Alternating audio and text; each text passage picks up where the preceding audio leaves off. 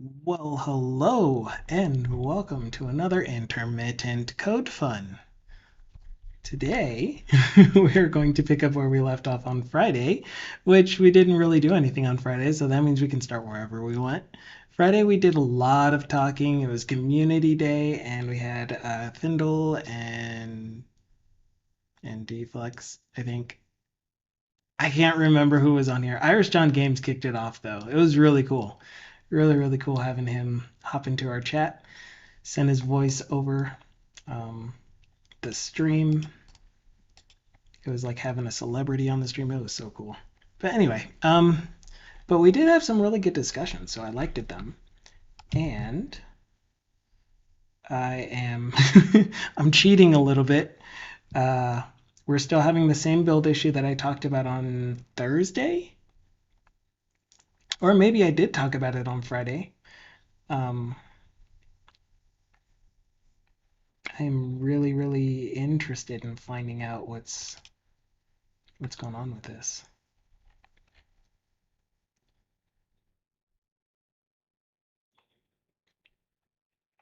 That's interesting.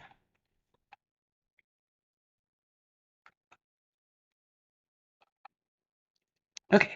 Anyway, I'm going to turn my screen over here to the stream screen, to make it easier to organize things on my screens. Okay, that puts my bot right there. That puts my email right there, I think. I can't remember. You go there, email. I don't know why you didn't remember your position from last time. Teams is here. Go over here.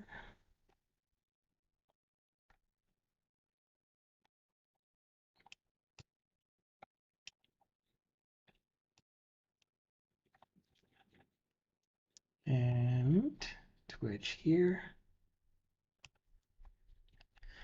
And bring up Finance Man. We're almost there. But I hope you guys are having fun today. If not, then whatever is going on, just know that you are not alone. You definitely have at least me around to listen and hear what's going on. Otherwise, if it is a good day, I also want to hear about that too.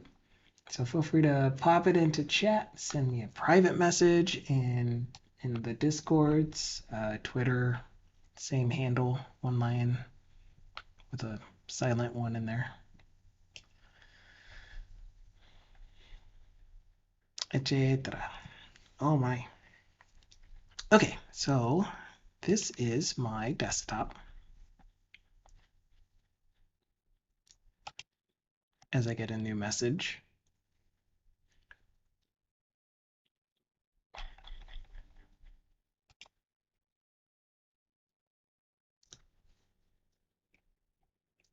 No thanks.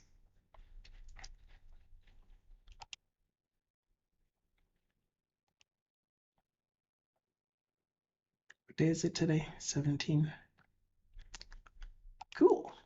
Okay, so the project that we've been playing with on stream is called Financial Management Tracker, and the intent of this application is to oh yeah, we were showing off. Don't dox yourself. Uh, is to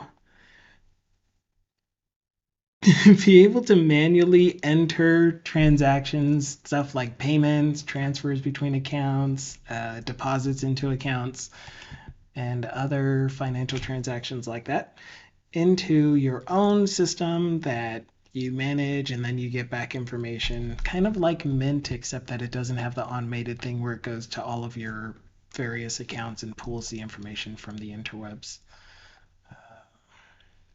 I don't remember why that was giving us a green squiggly.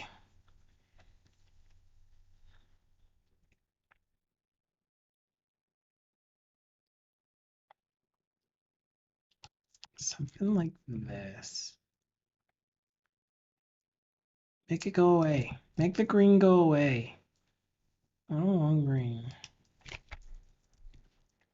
API deposits.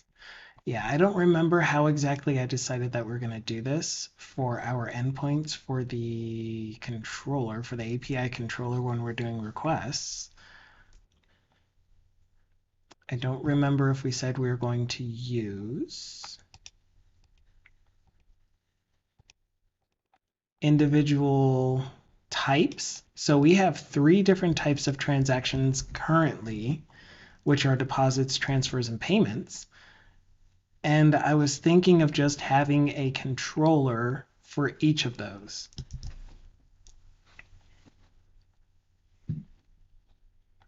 Which makes sense to me. So I'm going to do that.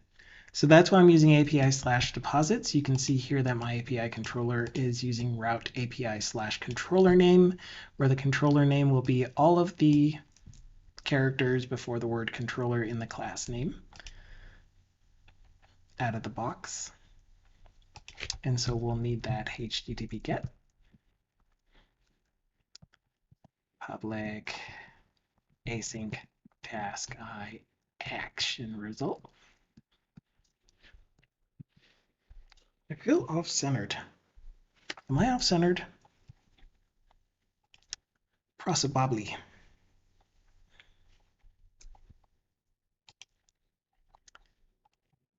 Okay. And then I usually name it the same name that I call it in the service.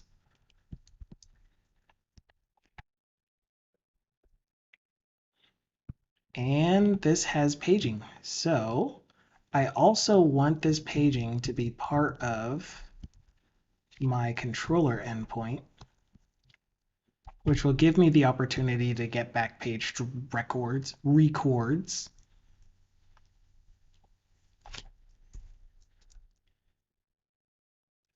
Sure, except that I like putting these together. Quit. What did I break here? Oh, I have an extra closing curly brace. Pretty. Okay, so again, my controllers, my API controllers in just about all of my apps, if I use an API, are dumb controllers. They just forward the request to the server-side service. So if I receive an API request to API/deposits, since it's the only get without an extra route, any extra route information, then it'll use this method. The other thing that I could pass, though, are some query string parameters so that we get the starting record, the page size, and then an as of date filter if we wanted it, which is what this is. So that's where this comes into play. And so we can put this thing together. Except that I'm going to shorten these names because lazy.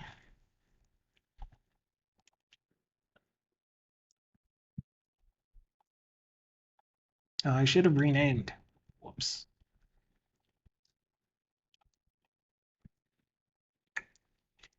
Sir. Start record. Page size. Page size. And as of date is only going to show up if as of date is not null.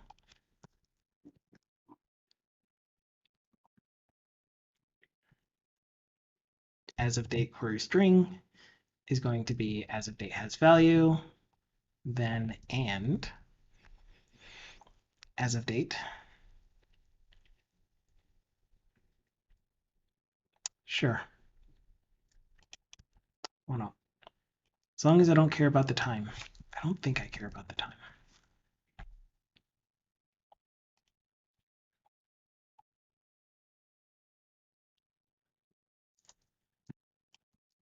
Okay, that looks right. Nope, that doesn't look right. This is piss. This is piss, and this is age of destruction or something. Where's my water? Nom-noms. Not really nom-noms, but whatever. That's fine. It's just water. It's refreshing. Okay, so I have my query string that I am sending for my get. You are not implemented anymore, which means that we should be able to replace our deposit getter with get transactions since it is now implemented. So in our Blazor UI, components, data entry, transaction history, crap.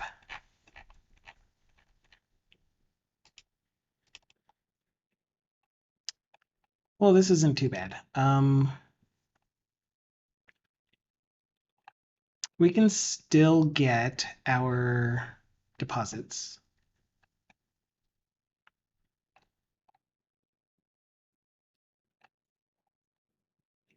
Yeah, none of these are deposits, are they? Payment. Oh, this one is. So let's get rid of that. And then that last one is a transfer. So what I'm going to do then is have our initial set of transactions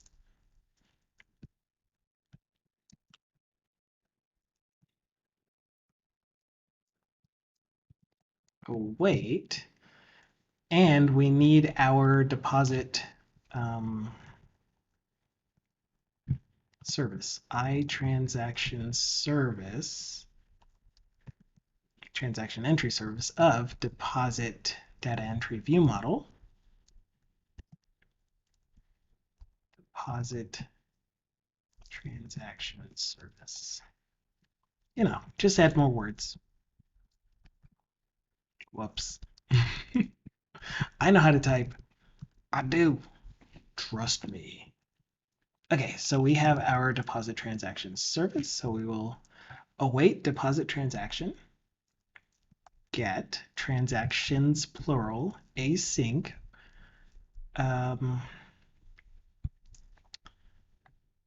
Wait, none of these are required. So why are you angry? Oh, because I need to of type.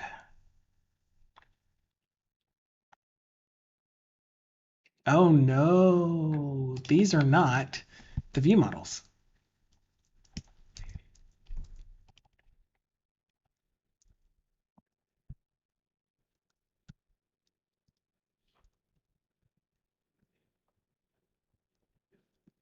Deposits. Okay, so let's start with just deposits. Except that you are the response only. So var dep response if was error. Then we do something special. Do something special with the error.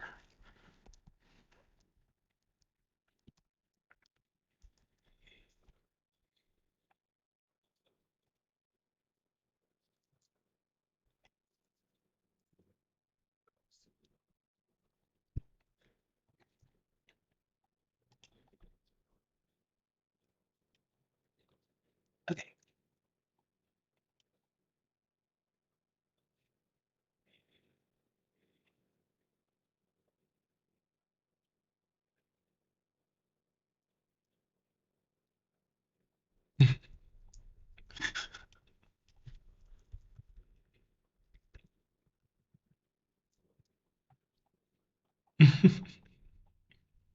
Sorry, I'm just giggling. That's all. My brain just went somewhere else entirely. What I am looking at is what? I'm looking at getting a deposit response.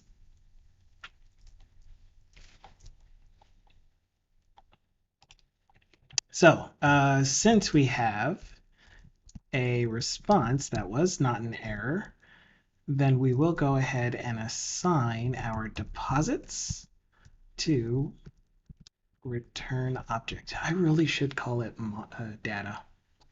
So I don't think anyone calls it return object. That's so lame. I really should just call this data. I think I will.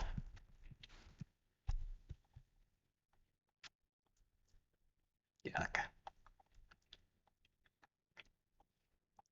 I just call it data. We'll be fine.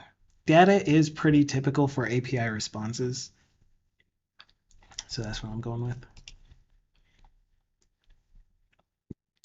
Mm.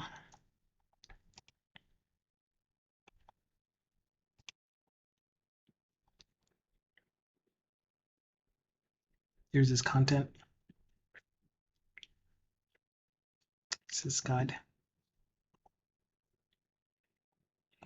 Yeah, when I think of content, I think of renderable HTML. Just because web dev, not really thinking backend specific, where data is the stuff that I get back from the backend.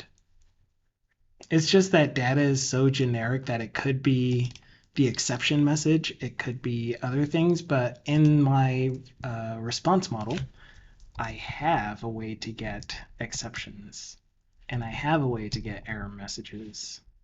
So that's why I use return object. Because like return object is specifically the thing that we were expecting to get back, if anything.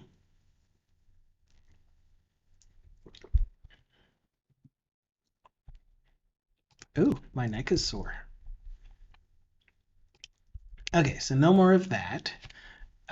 So that starts off my deposits, purple deposits, which means in my actual grid, I'm going to start off by printing out the deposits.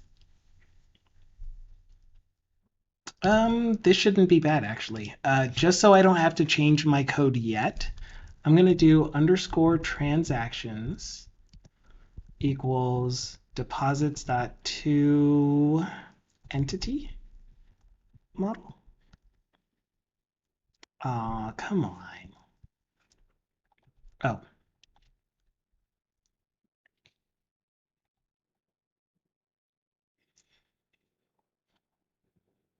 could have to sworn that my list of deposit data entry view model has an extension.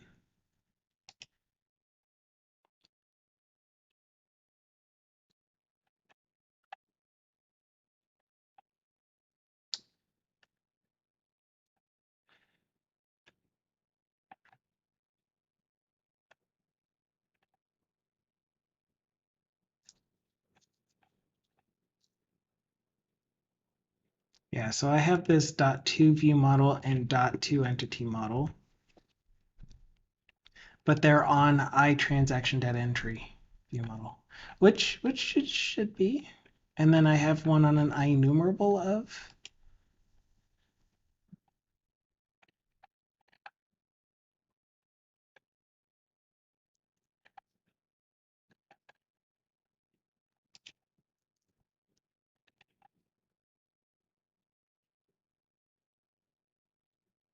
I don't see the two entity model. Oh, wait, what? Oh, it's this very first one. I'm so blind. Yeah, it's just I don't have one for IEnumerable of.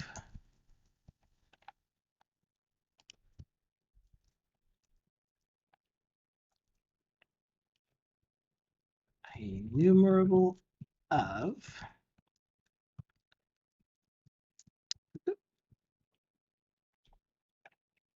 And this is just going to return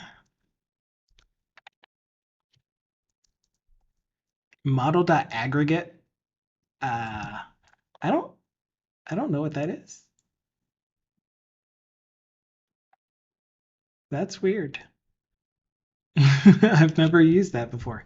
Anyway, this is going to be model.select x. Oh, and this is going to give us back an IEnumerable. It's used a lot in DDD. No wonder I haven't used it much. I don't know very much about DDD architecture at all. I mean, I kind of understand the concept of it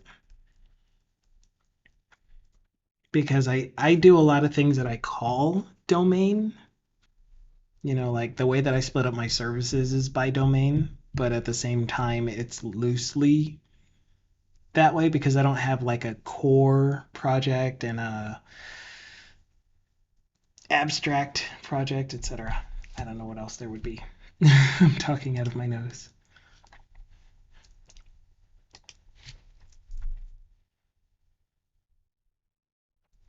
My layers are not set up the way that DDD would have them set up.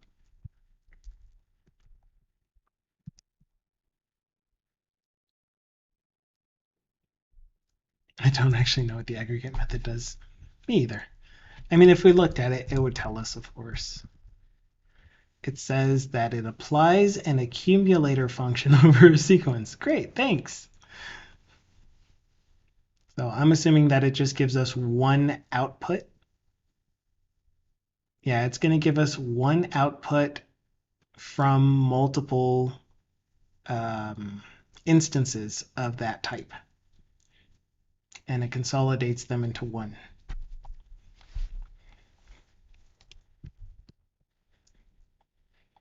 Yeah, no? Oh, isn't it nice? It's a nice quiet day. I hope it's not too boring for you guys, but I'm definitely enjoying this time with you.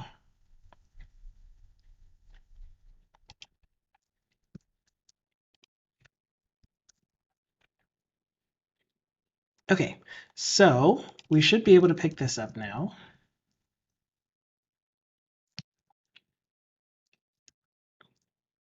Yep. Wait, nope. I'm in the wrong file. Let's go to this file. Nope. Let's go to the grid. Yes. There we go. Nice. Bam. And then I guess I have to list this.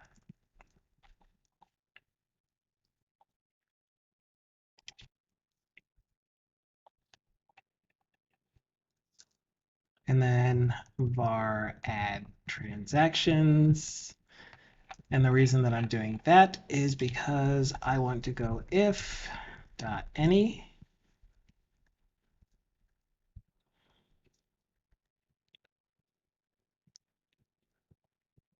false transactions add range new or add trans go else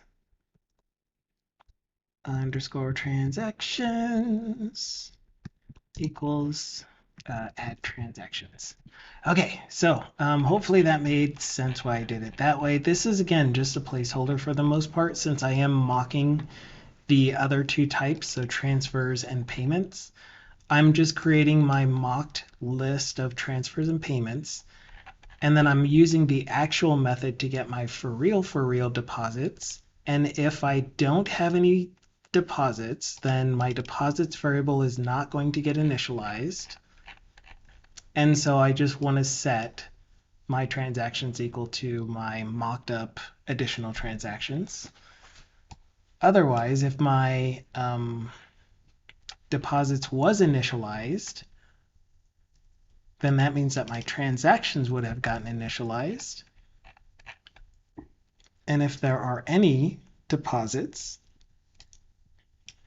then I just add my list of mocked transactions to my existing list of deposits. Yo. Okay, so that means that we need to get some deposits into the database so that we can query them. But first, let's just see if this breaks or not. API apps. No. I could have sworn that this was in the apps. Oh, these are in a flat folder. Finan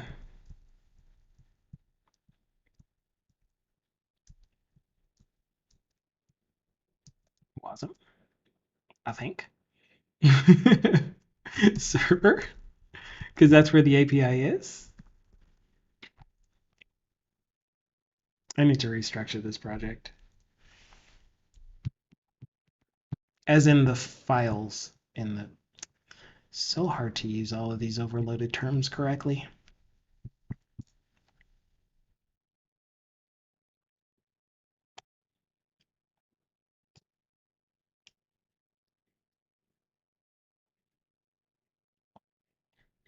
There we go. Okay, so it is a running, running, running, running, and running. Mr. HJ. Wait, that's almost my initials. What is HJ?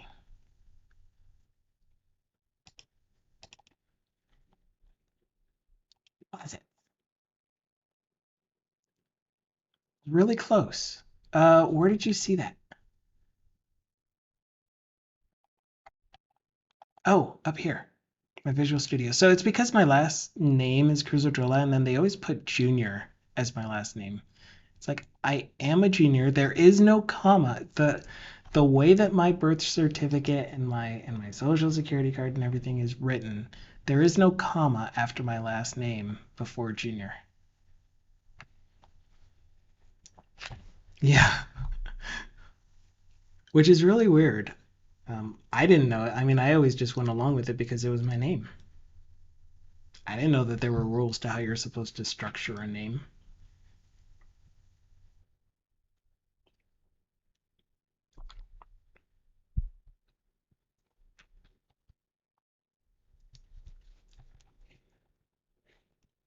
What's in a name?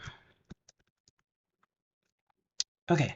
Point is, we don't see any deposits. However, we also didn't get any errors while retrieving the deposits. So let's take a look at our logic for adding a new deposit. That would be in the actual deposit page this time. Data entry, deposit entry.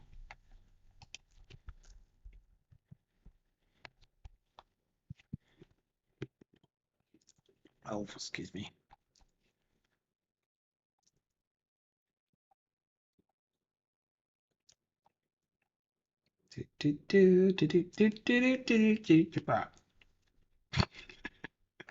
Wow. What is this delay for? Get lookup items? Yeah, we don't need that. That was an artificial delay so that we can see what happens while the page is loading. And we haven't quite gotten our drop-down list. We'll use that if we need it later. Okay. Do we have a deposit submitted? We do.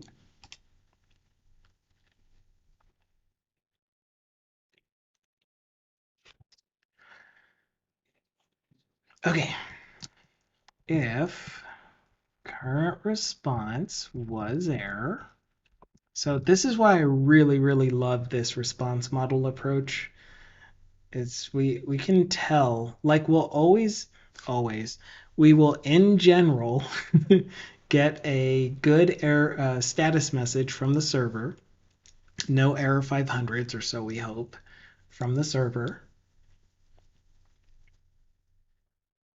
That's a lie. We may get error 500s from the server. I would hope not.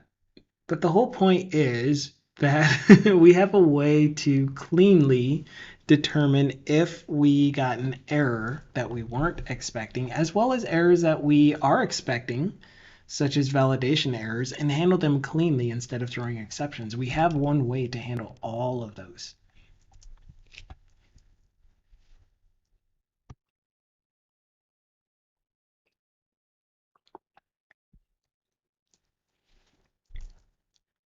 Okay. Do barrel roll. I've come across a lot of error 500s with this way of handling errors, but like it's usually pretty good. As long as I do good error handling on the server as well, then we should never see an error 500. The only things that we would get are server not available, server unavailable errors, page not found, 404s, 402s.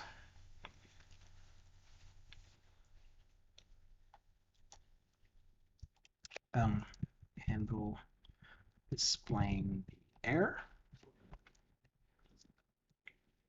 And most of the time I don't really have this. I don't do anything special in here.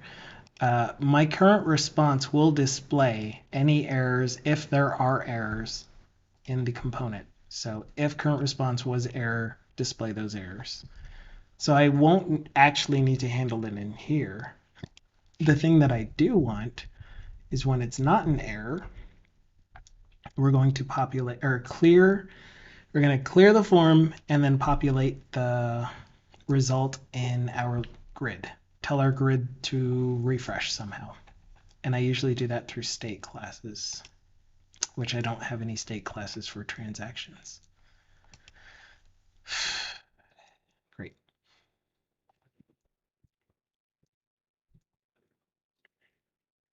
Okay, so if it wasn't an error, then we want to, as I said, clear the form. Is there an easy way to do that? New deposit equals new, maybe? Oh, no, I don't want to get rid of the most recently selected account. Except in this case, I do.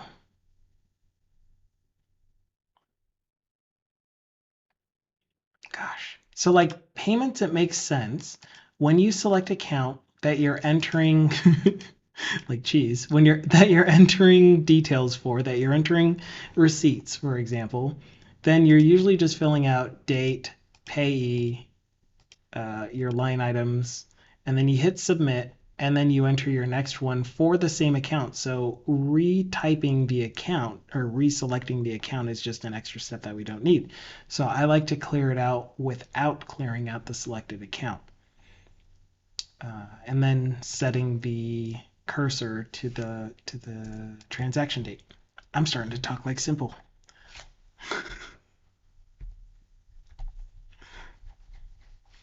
I thought I already looked at that message.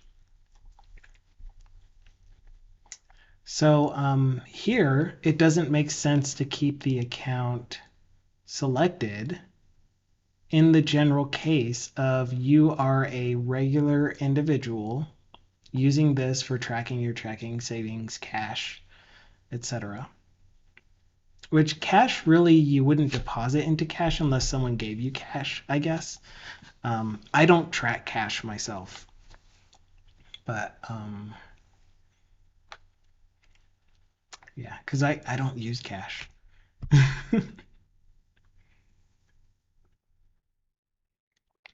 Cash makes me feel icky. Too many germs. I'm starting to feel that way. I'm joking about it, but I'm starting to actually feel that way.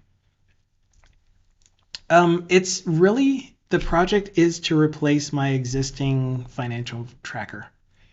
I do use Mint and I do use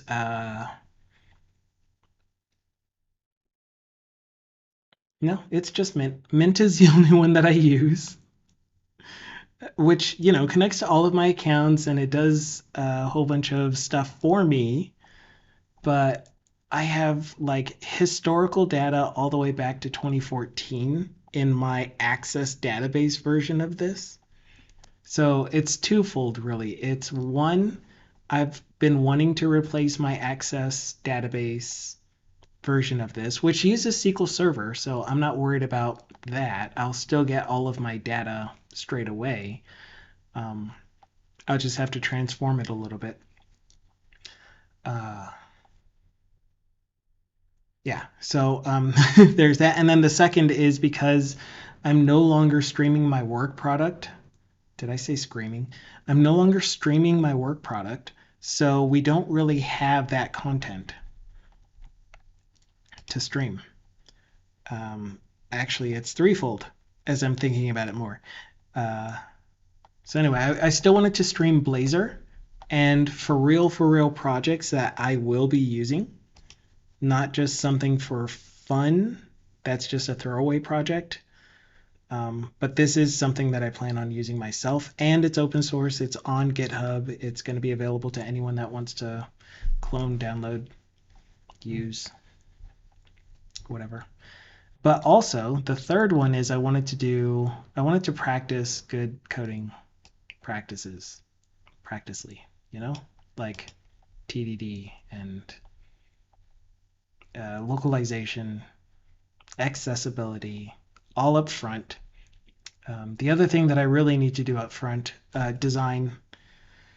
The other thing that I really need to do up front is responsive behavior. TDD, DDD, DVD, XD. Absolutely. Okay, so I keep saying that I need to clear this. Clear.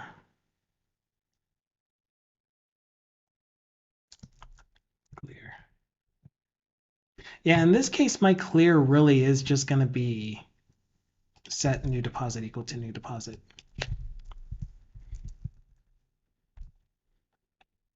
Because there's no information, like I said, that I want to keep between submitting deposits.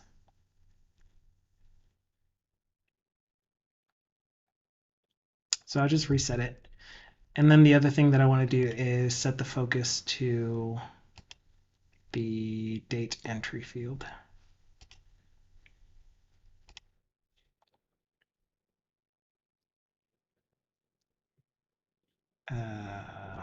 What is this called? @ref.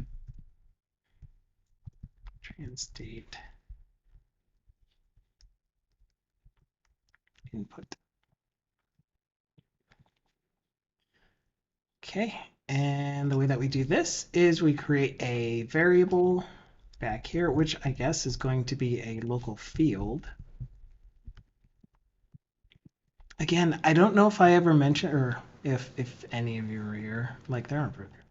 Anyway, if any of you were here when I mentioned this, but I never thought that I would be the type of person to add an undeclared variable to my markup before creating the variable in the code behind or the code block. It just felt so weird, and I didn't know if I could do it. And now it's like I can go either way. Create the variable first, input date,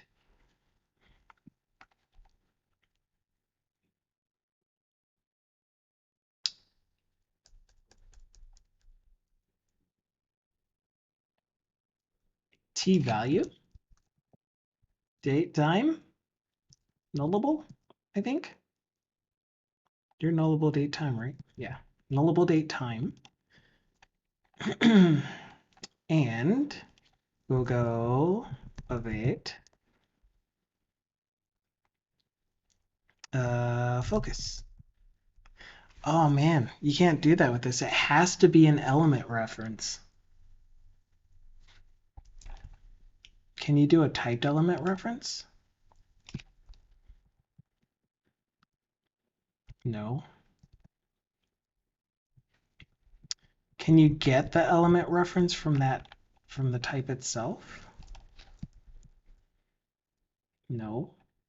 Maybe. What is this? An element reference. Focus async. Why are you angry? Oh, value task does not have.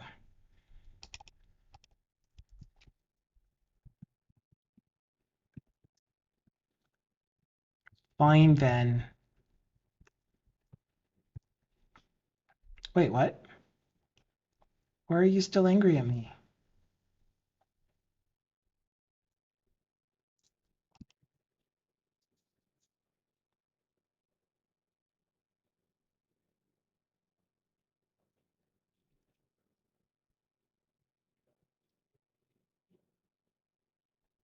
What?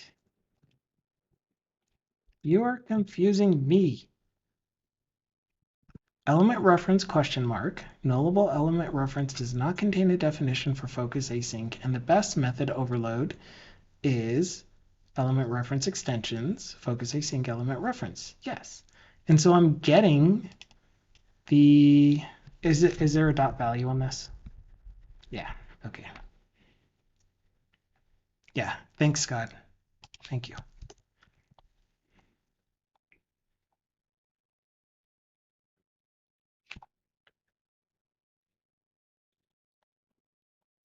Ah, I probably should be checking for has value, shouldn't I?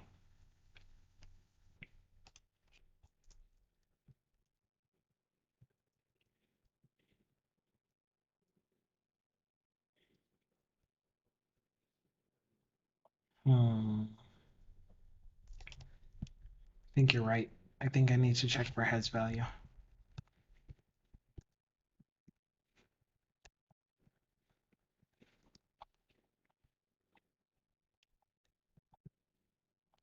Thank you. I really appreciate it.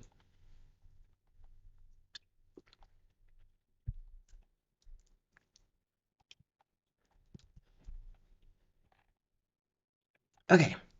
Now, the thing that I kind of remember happening is if I set this to default bang, I remember getting errors with this thing showing as not being null and then still giving me a null reference exception.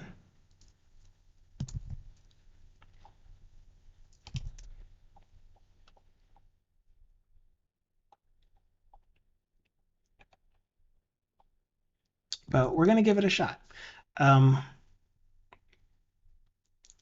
You think you had to instantiate it immediately. But how do you instantiate something that's being used in @ref?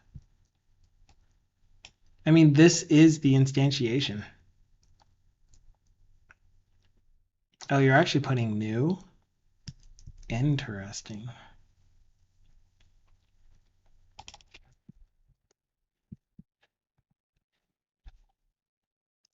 Okay, I'll try it. I mean, I don't really like it. Actually, you know what? Oh, yeah, and then I had an issue with if I added nullable to it, then it caused issues for me too. I remember this not working.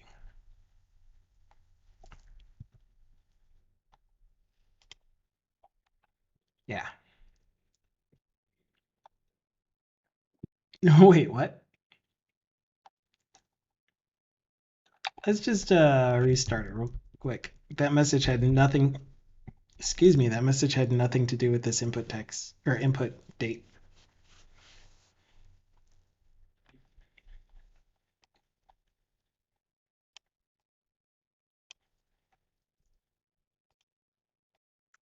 By the way, because like not sponsored at all, but because we're in the last days of this, I just want you guys to at least take a look at it, see if it's something that looks interesting to you.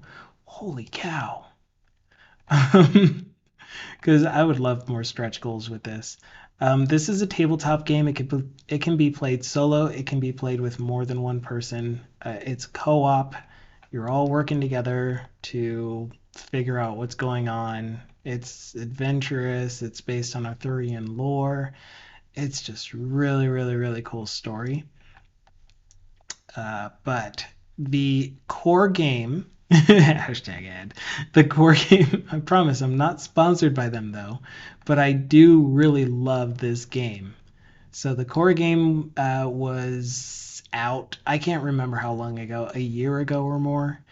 And once the, what is this called, crowdfunding finished, the Kickstarter essentially, finished, the core game was not available for purchase individually.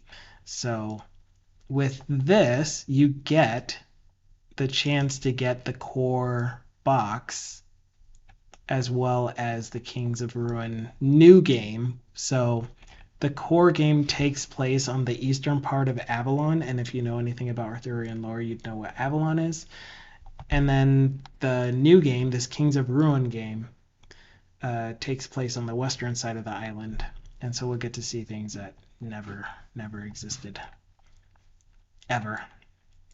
So this is going to be an amazing package thing. This would be the one that I recommend if you're, yeah. If you want both the Kings of Ruin and the Tainted Grail original game, this would be the way to go. And I think this comes with Red Death and Echoes of the Past, definitely.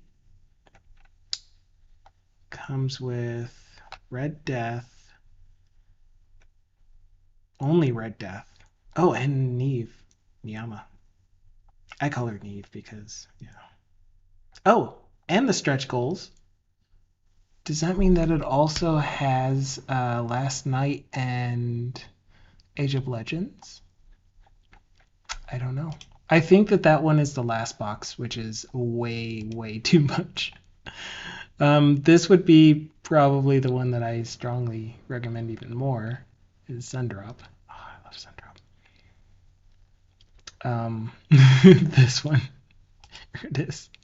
Every expansion in Sundrop, which is a technique for how to color the minis so that they look amazing instead of just that matte gray. Yeah, this is an amazing game. So anyway, it's the point is it's an amazing game, and I highly recommend it. Okay, now let's see if this thing works. We're most likely still going to get an exception when we go here. Oh, we didn't. So that does work if I set it as a nullable. Now the question is when I submit this, so let's do 10/10/2022 to checking, regular paycheck, some ungodly amount of money for, this is 2 weeks, by the way, 2 weeks pay. Hello Thindle and hello Science Streams, aka Belind. I see you over there in Finite's channel, supporting him too. You're such an amazing. Okay, we're gonna try submitting this. An error occurred. Do we have a reason for this error? No reason for the error, it just occurred. It just occurred to me. This thing failed. Awesome, I appreciate it. I appreciate lurks, I appreciate active chat. I appreciate you just being you. Thanks so much. Okay, so I am getting an error when trying to submit a... Oh, I think I know what it is. In fact, I know what it is. It's going to tell me that there is a foreign key constraint for deposit raisin and for account. Because I don't have any deposit raisins nor accounts in the database. And I'm trying to add a new record. So these are mocked as well. So the first thing that I really need to do is truly get my lookup lists. This is from the database.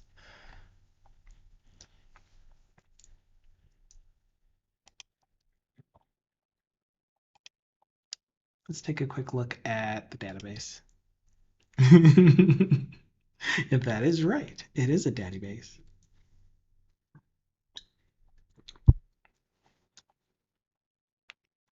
Made a rough sketch that I can show and get a go or no go. So yeah, I'm glad you're here. Because now is a great time. Yeah, Red Death is crazy. And he's I'm sure that this is what they had to wear when they had the Red Death. Oh my gosh.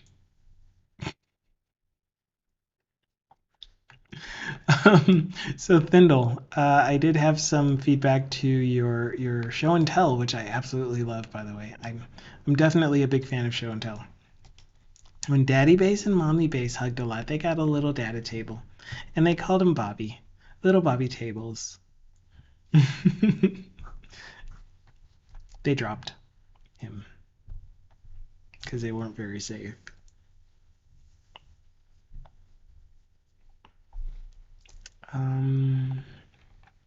Okay, so if you guys haven't seen in chat, in Discord, Thindle posted a question about some code and he figured it out, so ain't no big thing.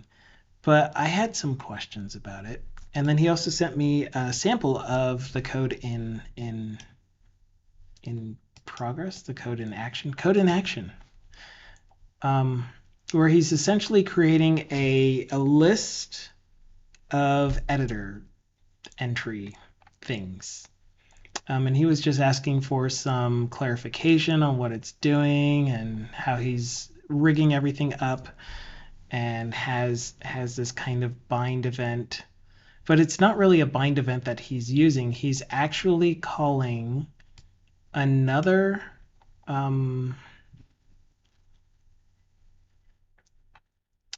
another, where is it? I remember you mentioning something about calling another component's refresh, essentially.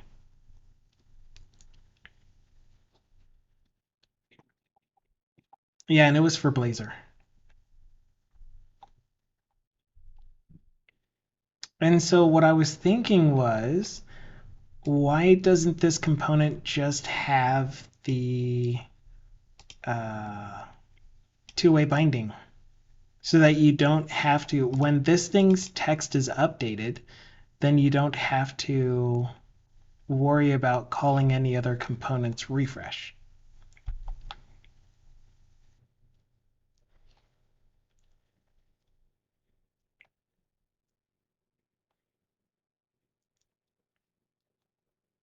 So to set up two-way binding, the only thing that you would need in here is another parameter, public event callback of string called text changed.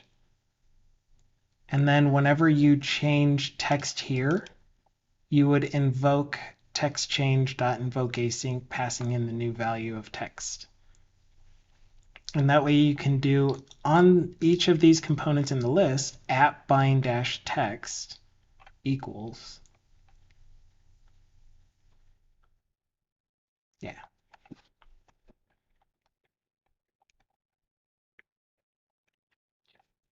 So I don't know if it made sense.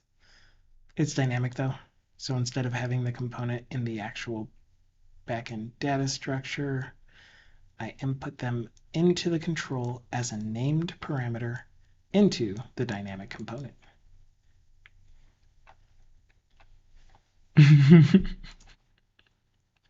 Oh, hello, Scott. How are you? Yeah, so we can definitely keep talking about this. I will wait for you to do whatever it is that you're doing. Oh, wait, Scott is typing.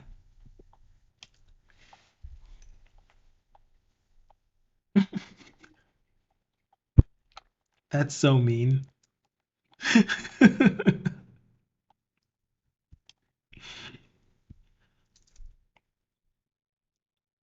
I've been typing for so long. Don't wait for it.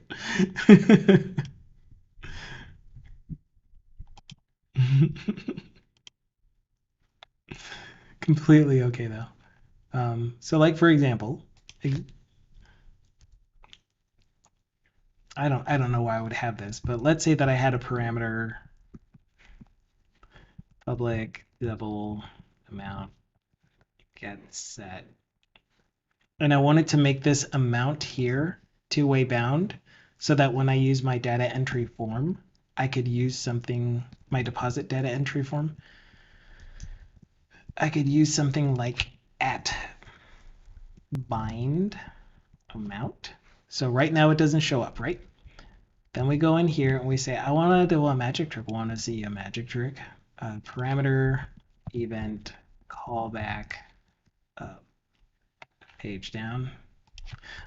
Double amount changed. So now I can go at bind amount and it shows up in my list as a two-way bound parameter.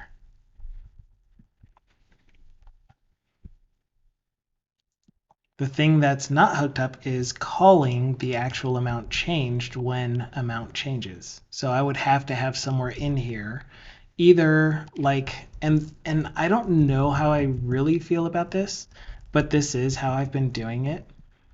I have a backing variable called amount, and I turn my actual amount parameter into a full property where I return amount, and then in my setter, I set amount equals value and then do the invoke async.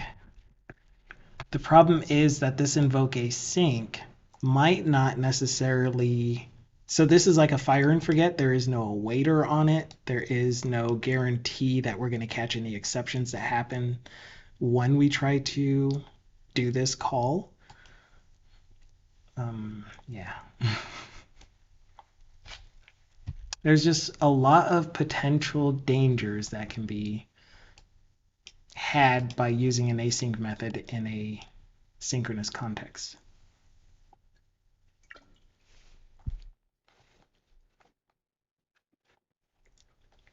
And so I think what the real answer is that you keep this as a full property or as a auto property, and you use something like override task on parameters set async. Yep, what Scott said. So on parameters, oh, okay, I will read that. I'll get that, Thindle. In which case you would check to see, like, if the current amount is the one that's changing, then that's when you would update the thing.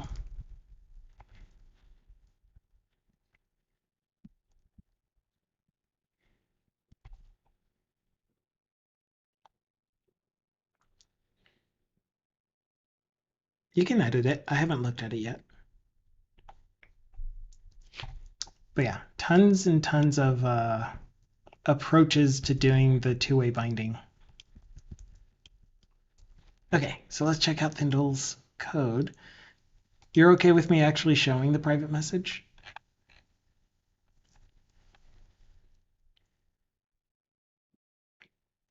Okay. So base block contains a parameter called parameters. That is the starting. And the constructor puts the entire object into parameters under the name block data. Okay, so in block data, which is not a parameter, we create the list of parameters, or the dictionary of parameters for the component. What is the overall goal of this thing, by the way?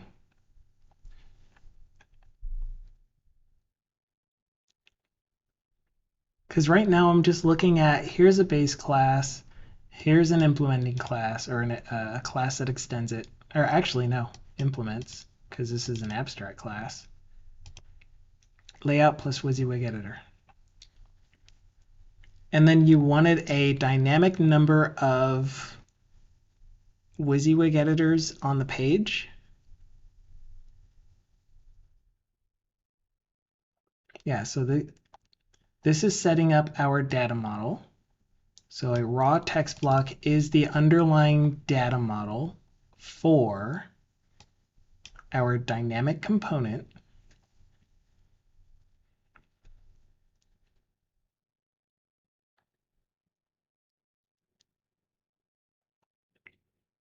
And it has an editor type, which is important.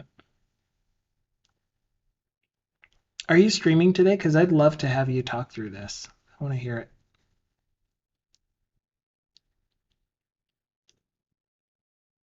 I'm always asking, are you streaming? Are you streaming? And then he tells me his schedule every time, and I'm like, well, are you streaming? Okay, tomorrow. Maybe it'll be easier when you're actually when you're actually talking through this.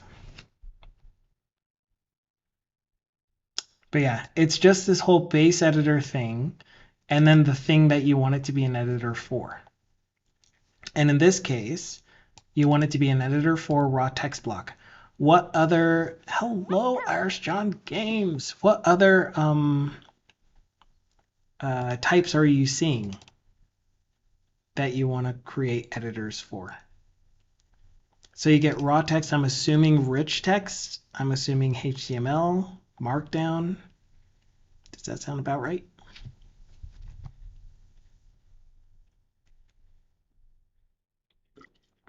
Image block.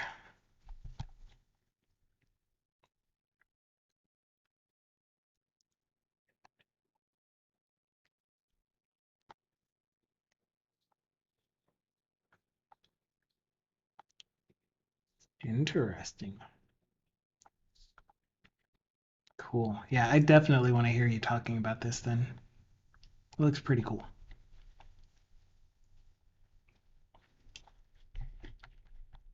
You have my interest peaked. But how are you doing, Irish John Games? Hello, Softest and Softer. Oh my goodness. So many cool people here. Oh man. Maybe Dukasoft isn't here. I'm failing on this. Okay, let's have a couple of shout outs for the Findle, who I have been talking to this whole time about that code. If you have not been following him yet, I definitely recommend checking him out. He's doing a lot of modernization, going from web forms through MVC, from .NET Framework to .NET Core and beyond to Blazor. All the .NETs, everywhere, all the time. Check him out. We also saw Irish John Games come in. Amazing game developer who is the creator of Rise of Piracy, among other Unity assets. Irish John Games. And I'm sorry for all of the lame shout out comments. I haven't customized it, but I do have YAR, which means you can check out Rise of Piracy on Steam, wishlist it. It's going to be coming out for early access later this year. He's been burning through it, kicking butt, taking names. We got Soft as in Software, our good friend that we have not seen for a little bit. Glad to see you. Soft as in Software works on Office add-ins using Blazor even. Again, amazing, fun, cool stuff to watch. It's going to be a bit before I can do another slash shout out. And then I'll catch up on chat here shortly.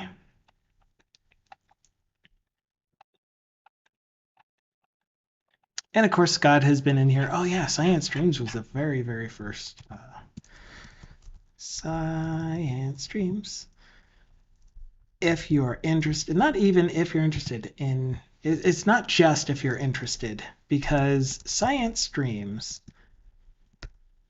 even if you're not into science, even if you're not into insects and arachnids and other really, really interesting things, by the way, that I didn't know I was interested in, he's still really entertaining and really cool to hang out with. He's got such a good personality.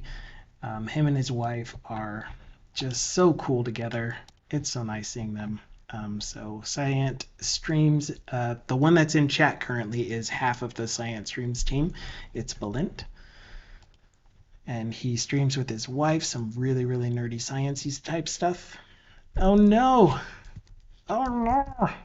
I messed up the shout out 2 times in a row.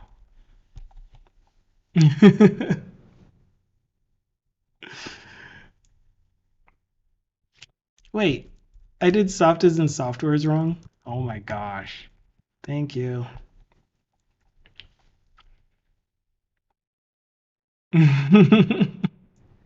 Ow. Ow. I don't think so. I think Science Streams is right up there with the top, I don't know, 2% of the world that is just genuinely thoughtful and good. I don't know how else to say it. He just comes across as not having a malicious bone in his body. And he's very genuine. But yeah, definitely give them a check. Although I'm pretty sure that everyone that's in here already knows all of them because you guys came from their communities. At least one of their communities, of which we are a small but good part of. Okay, Vendel, I hope you enjoy your food.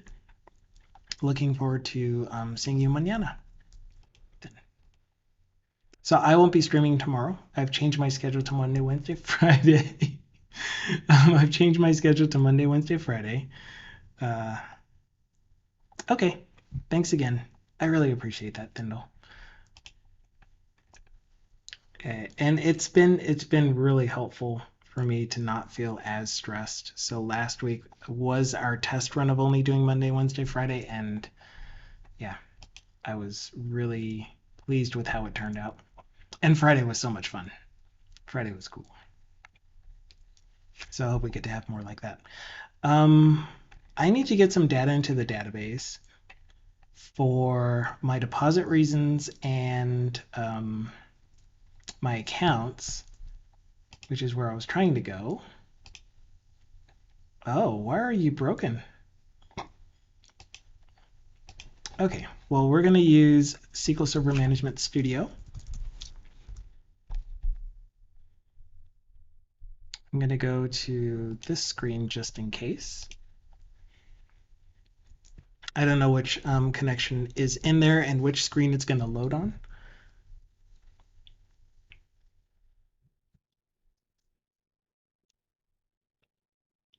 If it's even going to load at all. Sorry, I keep picking at my lips. I need to stop picking at my lips. Okay, we're good. And I opened 2 instances? No. Desktop. Okay, so this is Angie. This is my database. Man, I don't know why, but lately I've been snapping to that exact middle spot, even though, yeah, I don't like that. So these are my databases. Here is, which one of you guys is the right one?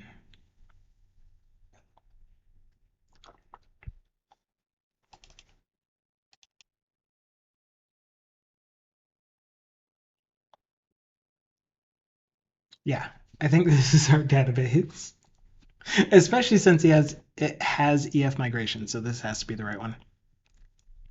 App already in online process? No, not really.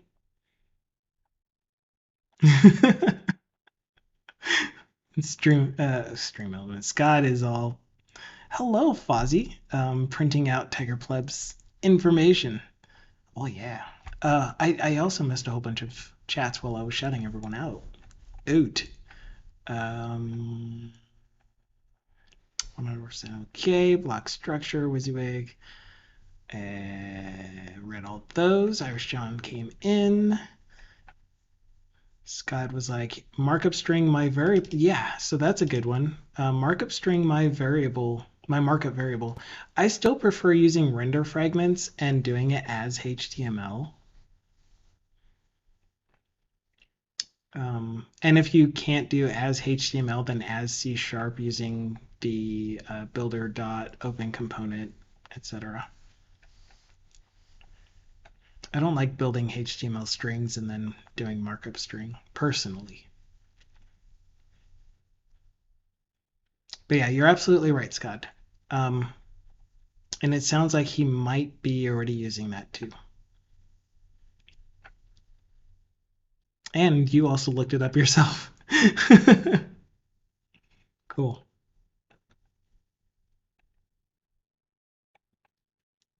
And Softizen Software says, back from vacation and last week recovering from COVID. Oh man, that sucks. I'm sorry that you got it. I hope you're doing a lot better now and that you have a full recovery with no lingering effects. No long COVID. Push the render button, renders all rows, all columns, all blocks, put that into rendered output, and then puts that HTML in a div. Probably going to redo this. Prototype is something proper on stream. Yesterday was figuring out if it could be done. Awesome. Good stuff. And then I messed up 2 shoutouts, and I did cyan. He's probably the second most wholesome person on Twitch. No, he's amazing. First one is a very docile and nice lion. I don't know. I complain too much sometimes. I let out my judgy, I don't understand why things are the way they are soapboxiness sometimes.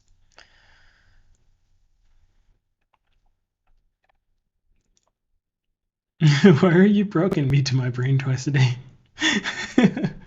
Yeah, we're gonna have to figure out the SQL Object Explorer in Visual Studio. I don't know why it suddenly broke. But yeah, Fozzie is here. And Softizen Software responded, only light feverish. Reboot streaming tomorrow. Awesome. Very good. Very, very good. Spent too much time in couching crowds during trip back home. Coughing crowds.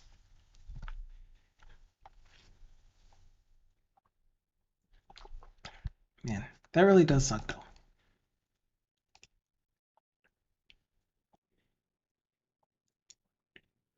Oh, sequel, says Zuris. Yes. Wait, I do have my checking account in there. What about my deposit raisins?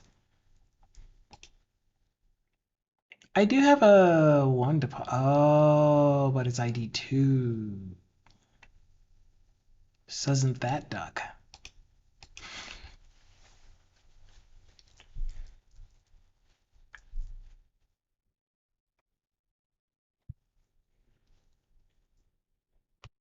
Cool.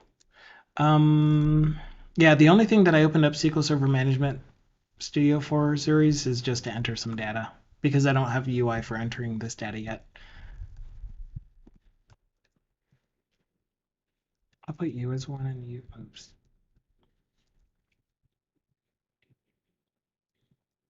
Sure. Oh my goodness. Default. Just default. Okay. So I do have regular paycheck in here, but it's not going to be the same. So my seed, Tiger is asking, where do I seed? I seed the database in my context on migration.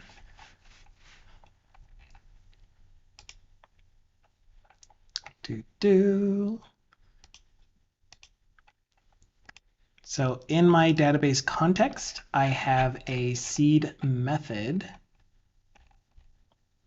that gets called at the end of onModelCreating. So onModelCreating is where you do all of your Fluent API configuration. And then I seed it here because I don't want it to be part of the seed. So essentially, I don't want a base set of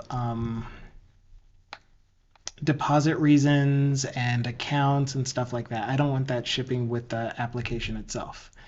And if you were to clone this, then that means that you would get all of my base stuff and then you would have to delete them. And yeah. So I would strongly prefer to just enter them myself. Well, I would strongly prefer to have UI to enter in checking, savings, credit card, cash. Wait, am I seeding those? Why is this acting like I am seeding account types? Oh, because I am seeding account types, but not accounts. Hello, Deflux. Zuris is asking, I'm making a C# app at work that runs SQL queries and pastes them into different Excel files. Then I need to do it to get it to do it automatically. Is Windows Scheduler best way for that? That's a tough one. So I haven't had to do that myself. Running it on SQL Server directly? Well, I'm assuming, okay, first of all, what database engine are you using? Because if you're using SQL Server, then I would recommend doing it as a job on SQL Server. So SQL Server Management Studio is a tool that you use to connect to your database engine.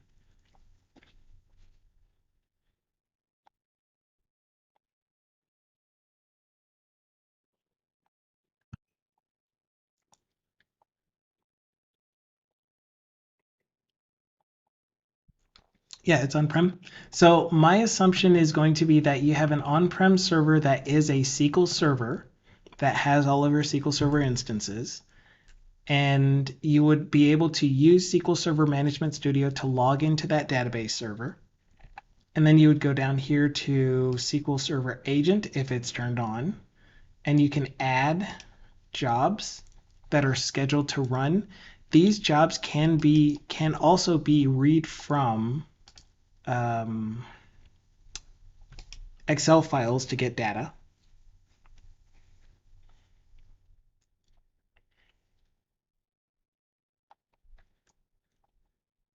I'll answer your question in a second, Tiger Pleb. That's a good question. Yeah, and Scott says, I've heard good things about Azure Functions.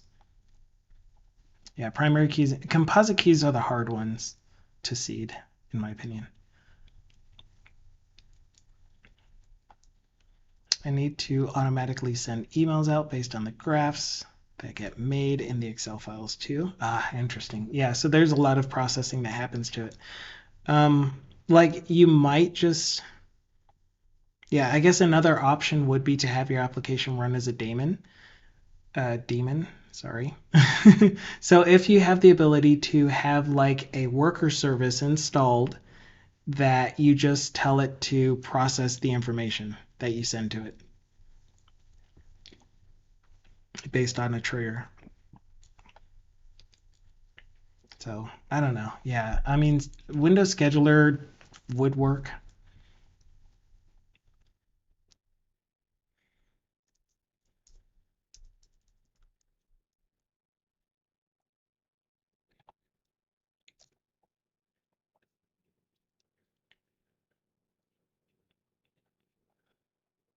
Yeah, Deflex is here. Speaking of, I'm gonna do a shout out for you, Deflex, because your name specifically says streams, and you've been talking about that you will be streaming ish soon.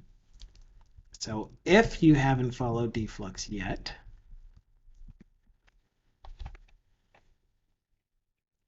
there will be a little follow button at the very top, a little heart shows up across the top. Feel free to.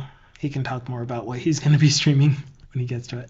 But anyway, he says, I don't think he's going to be sending the emails from within SQL Server though, Deflex. I think Zuris is planning on having an application that is constantly running like a worker service that will be triggered by a schedule that will do all of the Excel processing, put together the emails that need to get sent, and then use something like SendGrid or one of the other email sender implementations to send out the emails.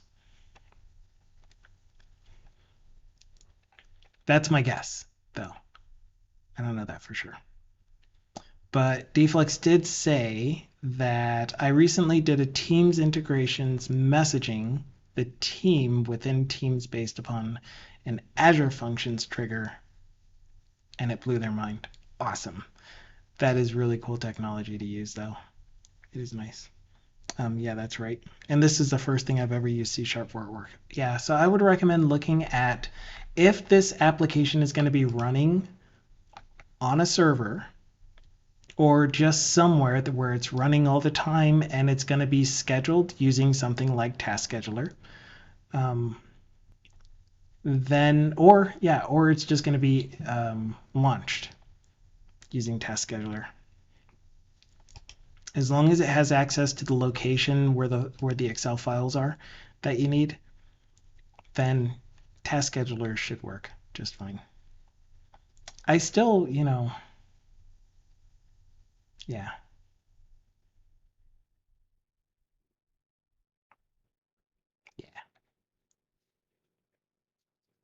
What are we doing, Scott? The streaming? Problem is that all the Excel processing / emailing that we do, I'm not exactly sure. Oh, it means that I can't just run a SQL job. Okay. I mean, you could if it was like a trigger on a table or something. But then that means it would happen all the time for everything. Tiger Pleb was asking, I have little struggled with seeding related tables. I think about input it manually too. Any advice? So seeding related tables using Entity Framework is a little bit different because you are specifying the primary key, even if it's a related table. So there is no way for you to, I don't have any related tables in here. Let's just say that I was going to seed a var t when t type of account. Okay, so let's say that I was going to seed accounts. New list of accounts.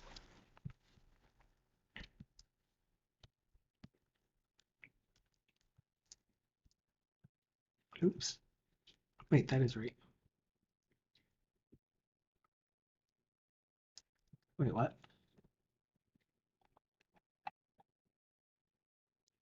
Oh, okay. Of type entity. Okay.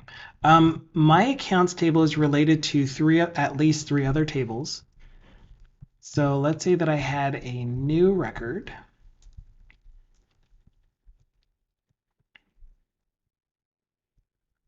And it gets ID of sort order. Then I couldn't just go in here and say I also at the same time want to add a new deposit record.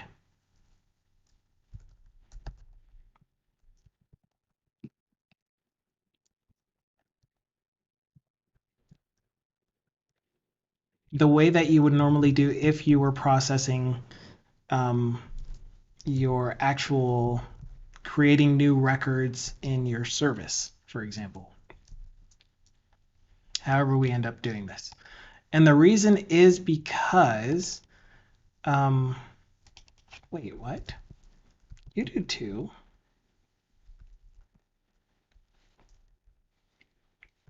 Fine, just use transfers. I don't care.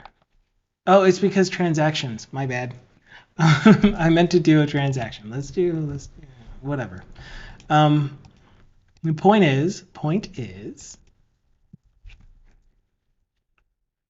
oh, yeah, just do transactions.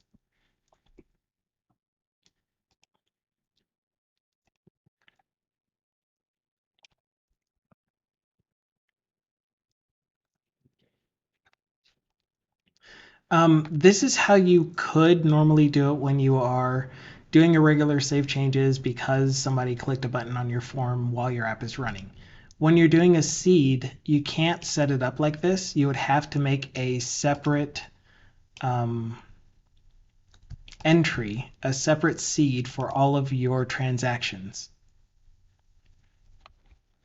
You just have to make sure to use the right foreign key when associating it with the underlying table.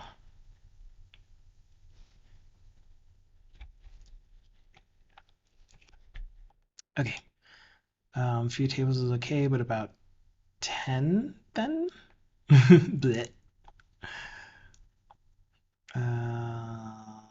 So far I got my C# app to connect to SQL, execute the query, paste it into Excel on the right tab, paste into email, and send it. Awesome. It's Windows Forms.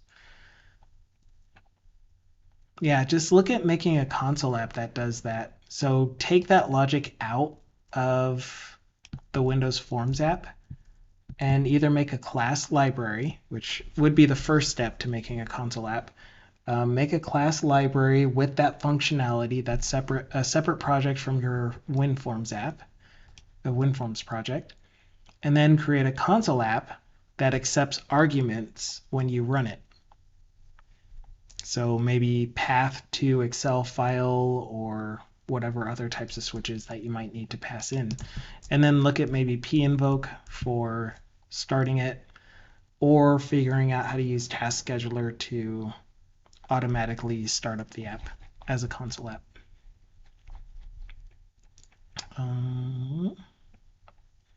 It's not my role really. I just said I can do it, and the boss is like, okay, do it. And then Scott was like, do it. It was for Zuri's previous message. My bad. I think I'll put it in a VM and then schedule the VM to run it. Problem is all Excel processing email we do means we can't just run a SQL job. Deflex says, one line failing that I have a whole Blazor website running off Excel causing Azure functions and logic apps. Using.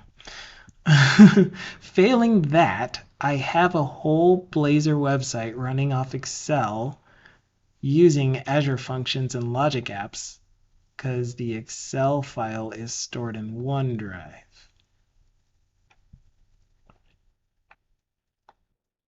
Failing the Azure Functions triggers? I don't know. I don't know what. You may have already covered it, but what is the reason for exporting to Excel? No, he's reading Excel. Or he is exporting to Excel. Never mind. I'm a data analyst, and every Excel file has data in it and graphs, etc. We don't have Power BI or Tableau. It's all Excels and emails. Yum. Everyone at the company uses Excel and doesn't know anything else. T-Plex is like, damn, that's rough. Zuri's is like, yeah, it's BS. That's why I'm trying to get better at C# and move to a good company. Where are the Excel files stored? Local shared drives, which is still network shares. Because simply calling the Excel file from a cloud service via an API, nope, can't do. All on premise. You know, you can buy those things that break glass if you're drowning in a car. Get one of those and lightly tap it on the server hard drives each day until they start using the cloud. It's terrible. Dukasoft is here. Hello, Dukasoft. That's what my Googling got me to as well. I'm exporting it.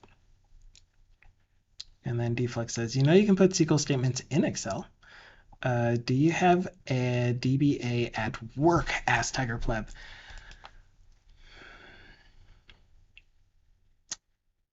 So, my job, the team, Soft Duca is here.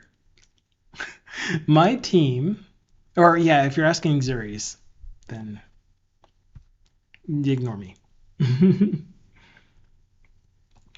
Otherwise, for me, I don't work in software that writes to a database currently. I write to software that uses APIs to send data to data collection. I work in desktop software that runs processes on the local machine it's running on. I just happen to be doing Blazor development for the UI for that project. And it's so fun. It's just so fun.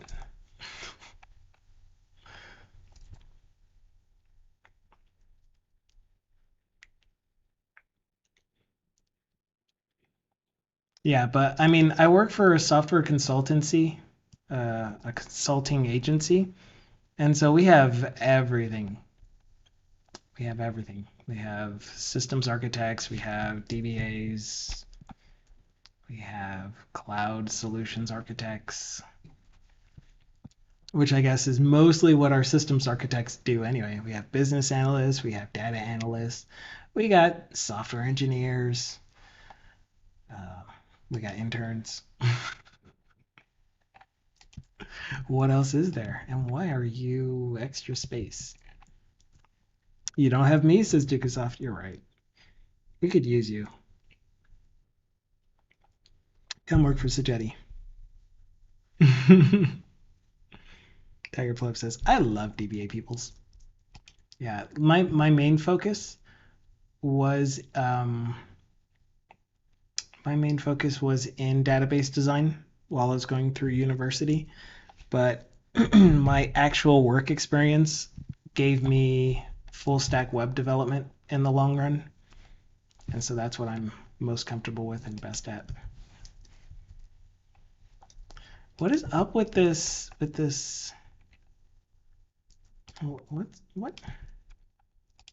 What is up with this formatting? Right now I don't care what you look like. I just want you to be consistent. Okay? Just be consistent. I did, but that doesn't fix my curly brace issues.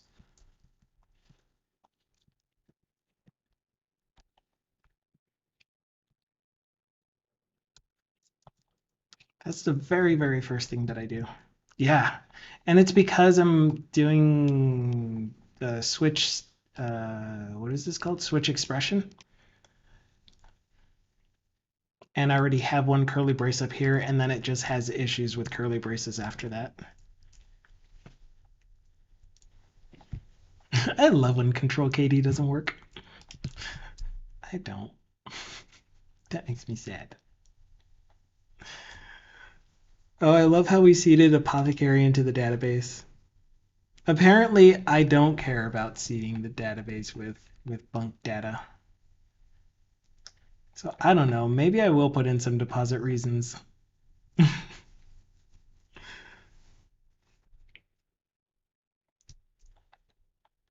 Point is, I currently now have at least one deposit reason, or two deposit reasons. And now I need to get the actual deposit reasons for my lookup list so that when we submit a new deposit, we're using a for real address, for real ID. I love how how SQL Server makes my face like blown out because of how bright it is.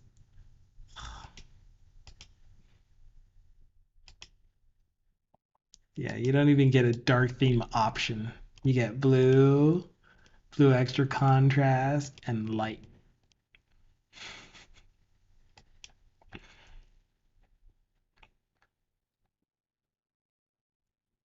When you're writing the switch like that, why not just look up category T? Good question. I don't know. This should be that is my normal approach for this. That is my normal approach.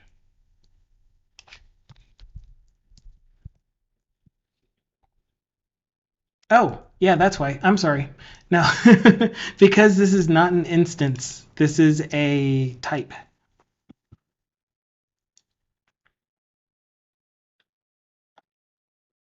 So I'm evaluating my generic type off of it. Yeah, you saw it.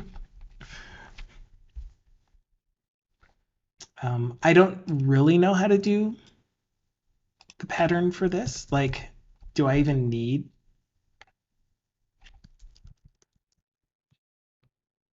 Yeah, I still need to do pattern matching for it. So I don't know, maybe there is a better way, and I'm definitely open to it. If you know what it is, I'll try it. And Tiger Club is saying, as the company to switch to Writer, why? I am absolutely in love with Visual Studio. It does everything that I want it to do. I have my gripes about it, but I am super duper comfortable with using it. And it has everything that I want to do. So I don't have any reason to switch IDEs personally. Okay. Excuse me to deposit you there. Yeah, I tried that. That one didn't work.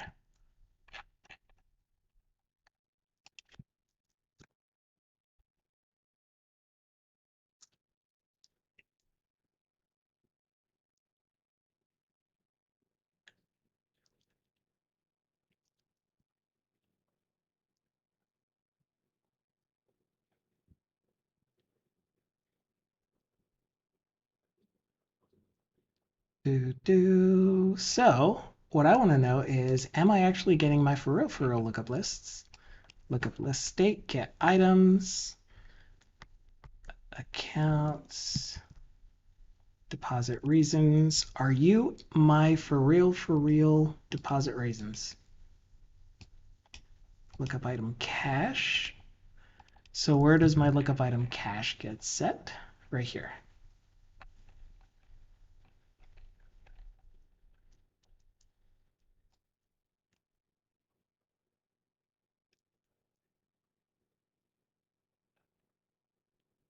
Deposit reasons. Yeah, so my deposit reasons is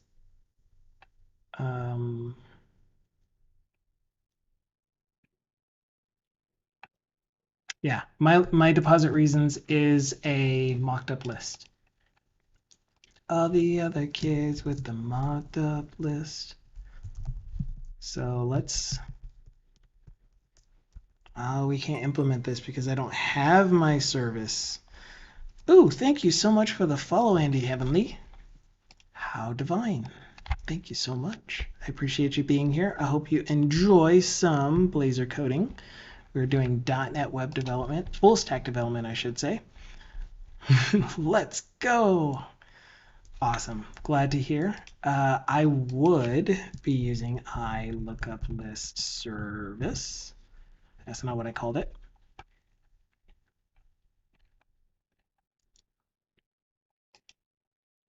Hello, Nick. Oh my goodness. Let's go where, he says. How have you been?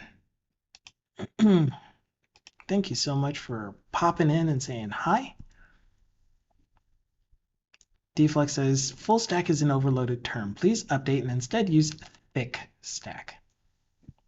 Devper. Do I really not have service interfaces? I look up item service. Oh, it's called I look up item service? What kind of weirdo? What kind of weirdo? I'm just going to call it lookup service.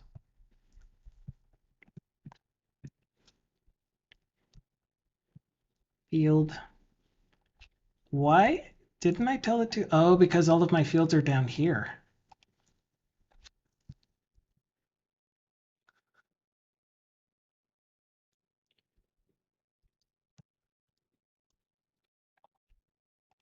Yeah. I still like having this up here. And what your problem is? Why did you put the whole namespace? What? I have a conflict?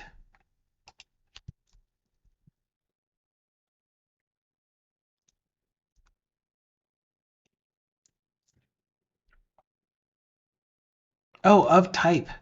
Of type.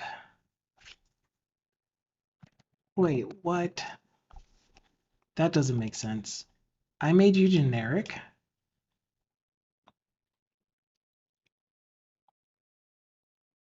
I don't think so.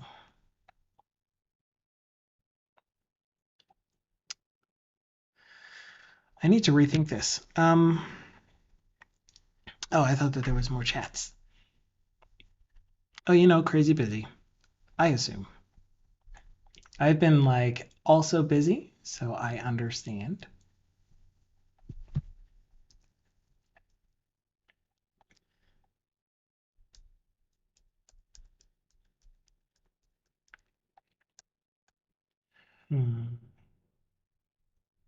I really need to rethink this.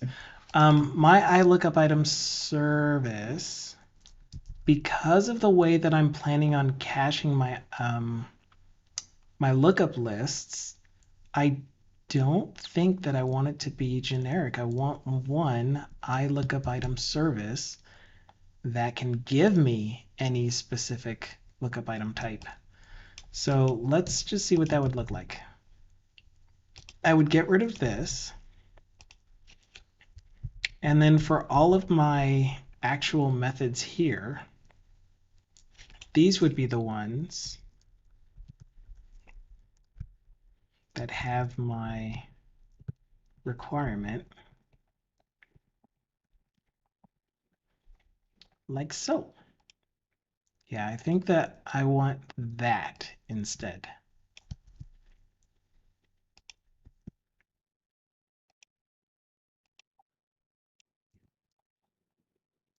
Do I though? I don't think that I want it to be generic.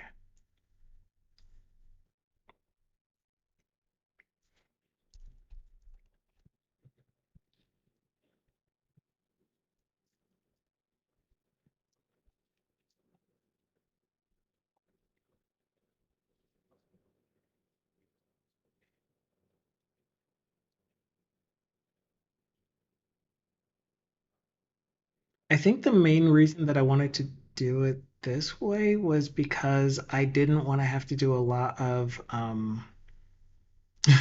generics. Is that a crying Yeti? It's a ram.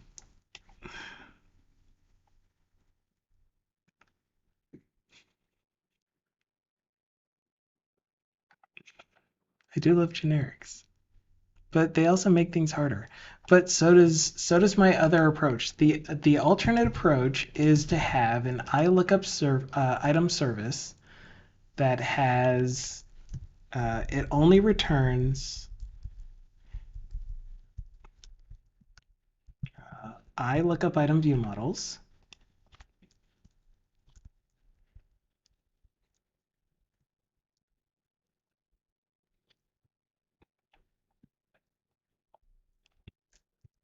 Oh, crap.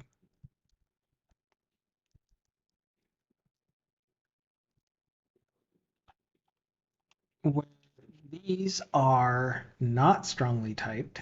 I mean, they're strongly typed as interfaces, but that means that when I return a response using an API, for example, I would need to know how to deserialize my response to the appropriate concrete I lookup item view model implementation.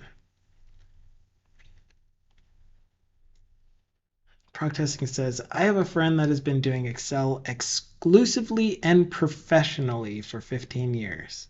I just cannot wrap my brain around it. That, like, I can I say I did that professionally? So from about 2004 through 2011, I did Microsoft Office. So Access, well, first Excel with VBA macros, and then Access with VBA macros as my primary stuff that I worked in while I was going to university and doing like actual software development learning.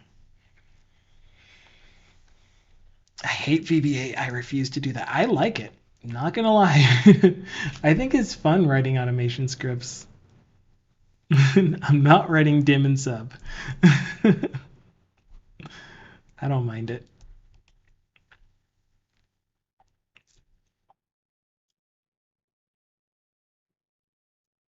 Oh, man.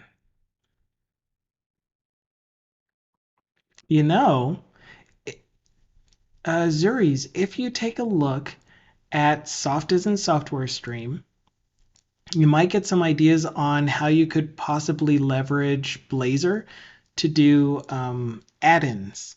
So let's say instead of having this, well, then again, it'd be hard to automate. Well, I don't know if it's hard to automate that or not, but you could have an add-in that you install for Excel that you do this whole process Excel export email thing. And you're essentially writing a Blazor application for doing that. T-Flex is like, I love dim sum. And Dukasoft is like redim preserve. Oh my gosh. So when you're resizing an array, when you're expanding an array, you can either redim it and that'll clear out your entire original array, or you can redim preserve and keep all of the items and just add more elements to the end of it. I remember those days. I wonder if I have distracted. Black Desert. Yeah, I think I showed off Black Desert. Um, I don't know if it does anything right now because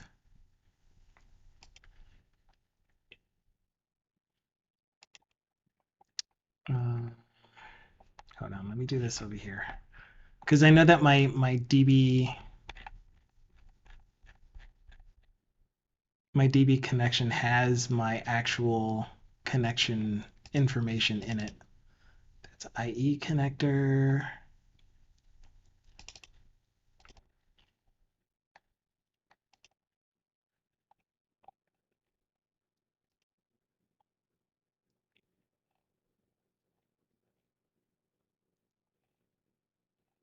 Gotta love the light mode.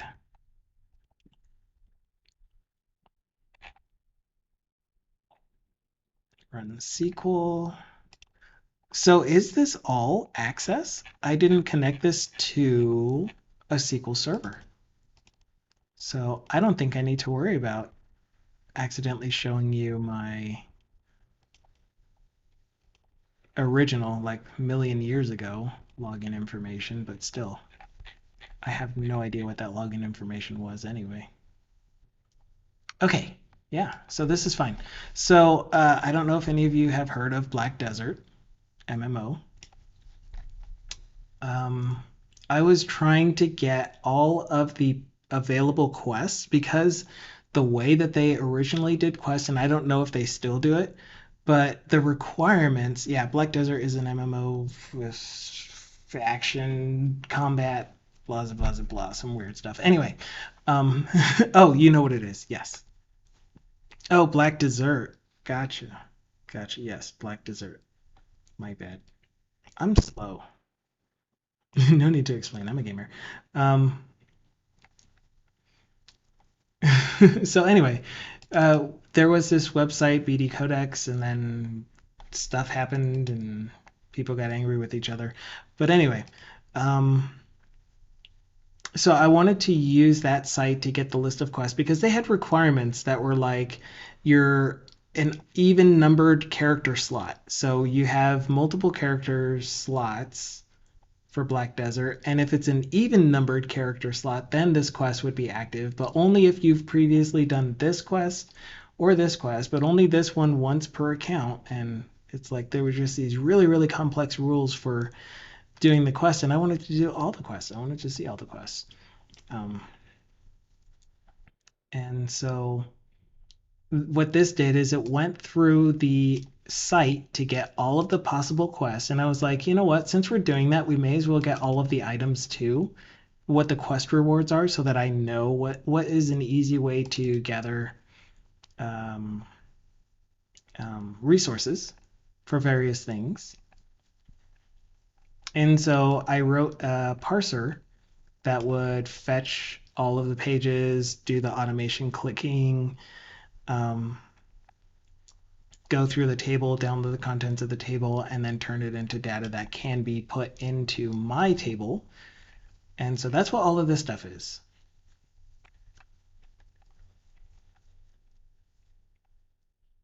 Yeah, it was fun times. And then the way that I would, oh no,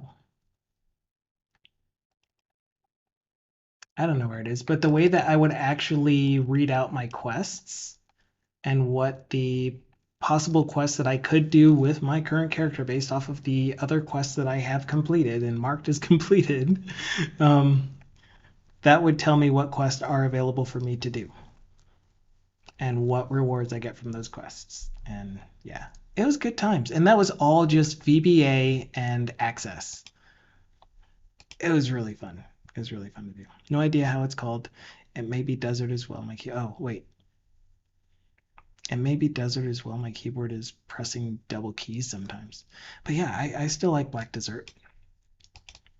Like licorice. Oh, I love licorice.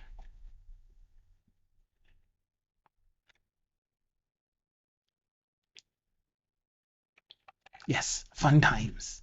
Fun times. So I'm thinking of replacing my lookup item service with this version of it.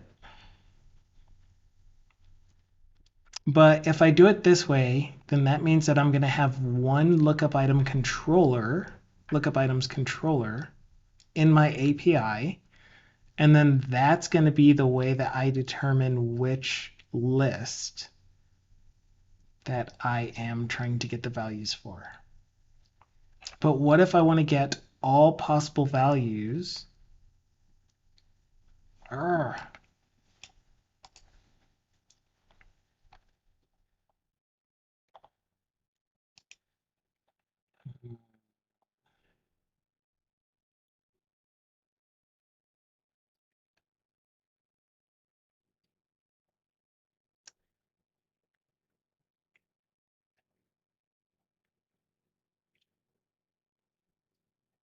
Like, could I?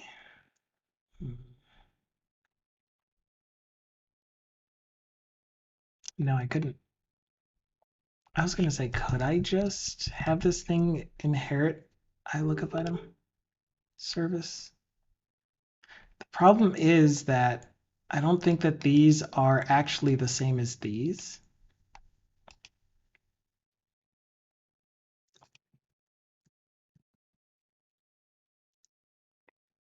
I got an email. Where did I get that email? Or was that just my reminder? I have back-to-back meetings today after the stream. Yay! Meetings. Meetings are so much fun.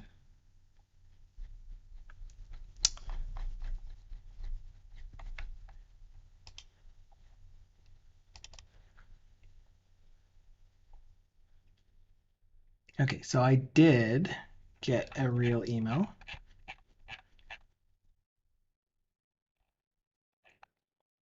What are these? I got a real email of stuff that I need to respond to, so that'll be fun. Good timing, though. Moving right along. Do the meetings include cake? The cake is a lie. Product testing is saying my cat has a meeting with the neighborhood cats right now. They're meowing and making a lot of noise. I love cats. Okay. Berto. Yeah.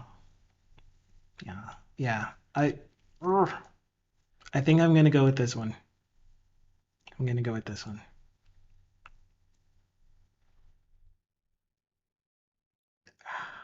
I know that this is gonna be a pain setting up the API endpoints for my lookup list, but I've done it before. And I could do it again, which means that everywhere that I'm referencing this is a specific implementation of that one, whereas I need to make, yeah, I'm gonna do it like this. Cut.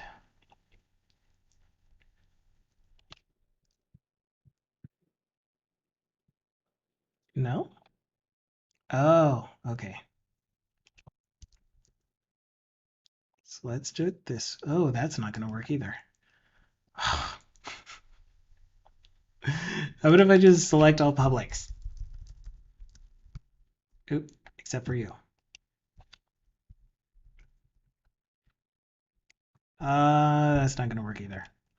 What if I just select all open parents and I get rid of you, Yui,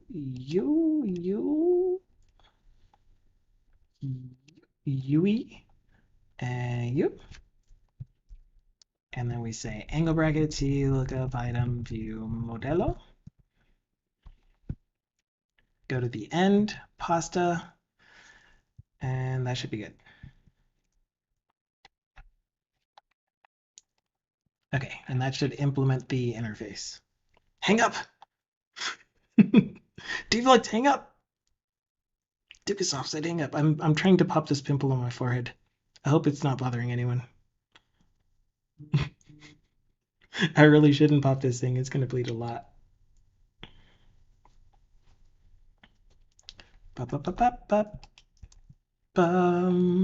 Okay.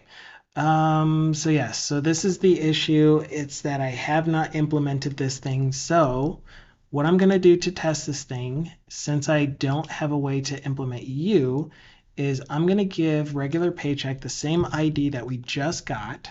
Yeah, popping stream. Oh gosh. I know that there are things like that out there in the world, though. I laugh at it, but it's a real thing. I'm sure it's a real thing.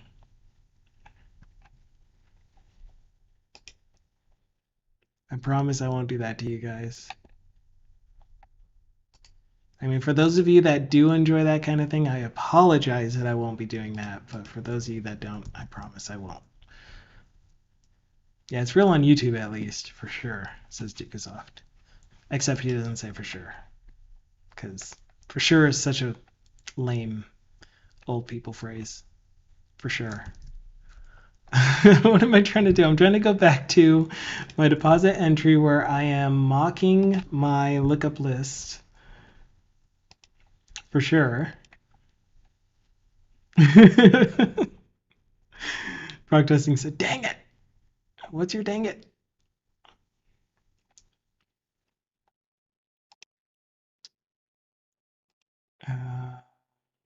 I was trying to go to your implementation and then your population into our deposit reasons. And we're going to get our deposit reasons here, of which I am going to give you an ID of 5.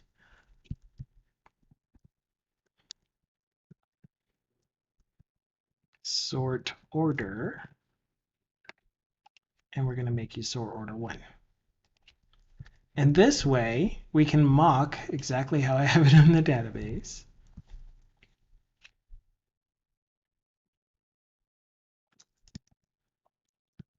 Okay, which should mean once this thing rebuilds, we should be able to, what is that? We should be able to, what is that? What is this thing that Scott posted?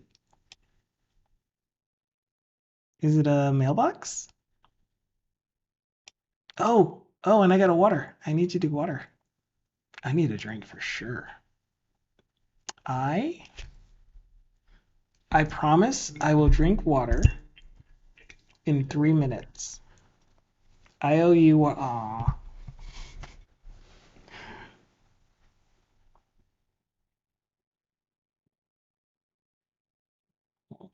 I owe you water. It's just random shit. I owe you water. And I will make sure to drink water. But I just emptied it. They're both empty. And he flips the table. I'm sorry, Duke is off. I promise. I promise I'll drink it. Right now we're just going to take a quick look at restarting the app.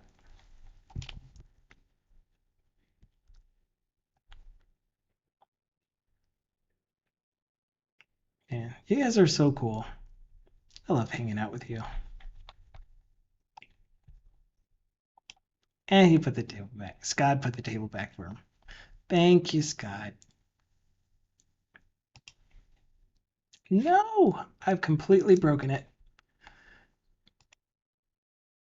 Oh, because I don't have a dependency injection for iLookup service. Let's fix that really quick. Shared libraries, extensions, service extensions. Nope. Shared client, extensions, services.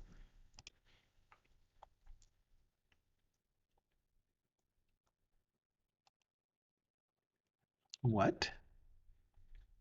What?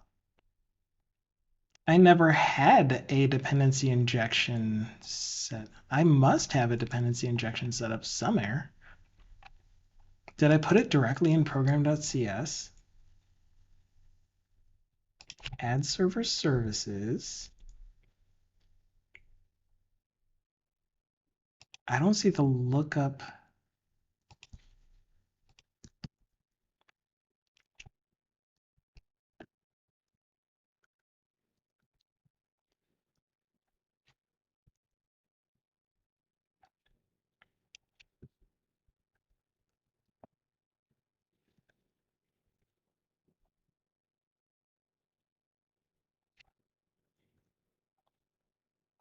Oh, I'm going to have to do this again on the client.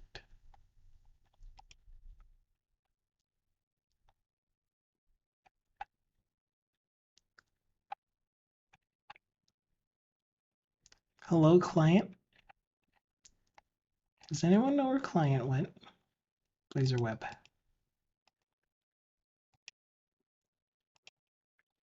Add client services.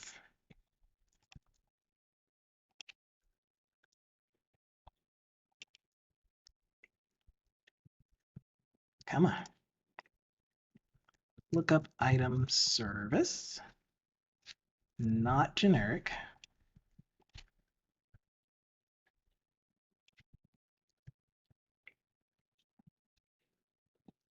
You're just going to do it for me, right? Mostly?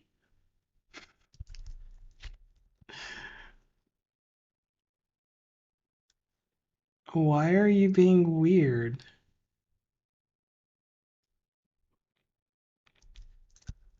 Why is this thing being so weird? That's not what this should look like. Public. I don't know why you are putting iLookup item service dot.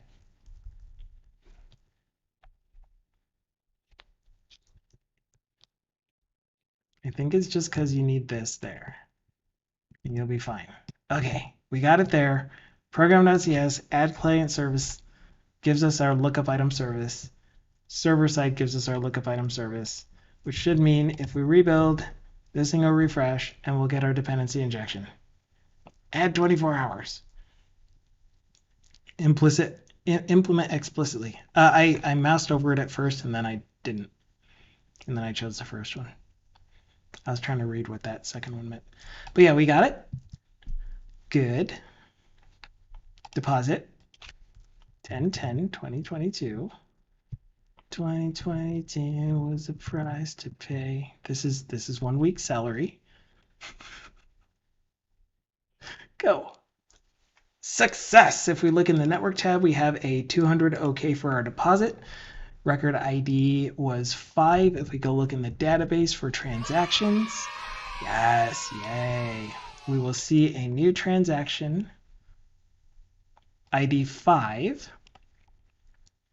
And if we looked at deposits, we will see a record in there that uses transaction ID 5, deposit reason 5, and the amount that I told it to use.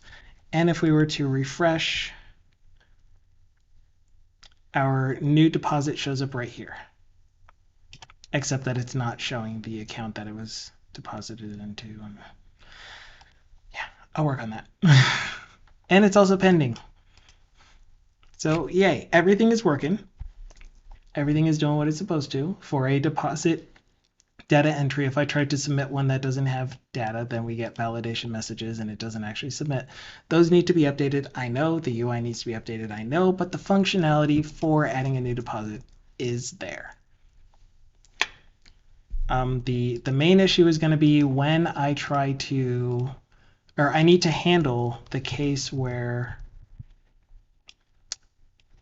the selected item from this list does not exist in the database, and so we get an error. I need to handle that better.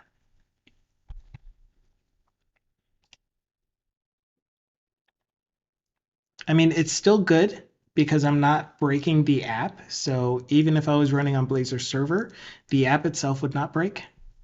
LECUI is dark theme-ish. It's dark theme-ish. It's something. But anyway, I am going to stop the stream there. I had a ton of fun with you guys. Thank you so much for being here. Really appreciate you. For the new follows, I really appreciate those. For the everything, for just everything.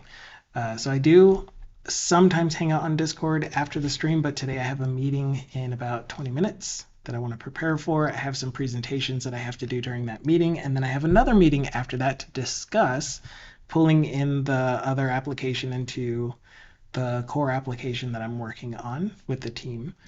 And yeah, it's going great. So it's been a lot of fun. Also, my videos are going to be posted to YouTube 24 hours after the stream ends. Thank you, Dukasoft. You're so amazing at this. And also, I don't know what else we do. I won't be streaming tomorrow, so this message is kind of misleading. I stream Monday, Wednesday, Friday currently because I've been using the every other day to just make sure that I'm caught up on everything. I've been having so many meetings about so many different efforts going on at exactly the same time, and they all need to be done yesterday. And it's like, I just need a little bit of time. So I haven't been able to keep up with streaming as much as I want to, but I do appreciate you guys being here today. So thanks so much for your time, and I hope you enjoy the rest of your day. I'll be around somewhere. That's it for me for now. Juice. Bye.